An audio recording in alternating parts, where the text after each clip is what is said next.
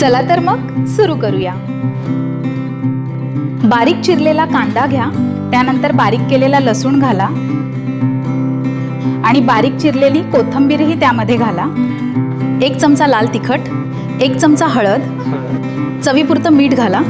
त्यात बेसन पीठ, बाजरीचं पीठ, थोडेसे गव्हाचे पीठ आणि थोडे जास्त कळना पीठ घेऊन चांगले मिक्स करा। ते चांगलं मळून घ्या आणि मऊसर गोळा तयार करा।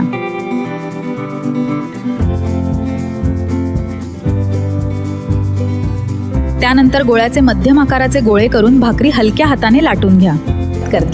आता लाटलेली भाकरी गरम तव्यावर टाका आणि दोन्ही बाजूंनी छान सोनेरी रंग येईपर्यंत भाजून घ्या।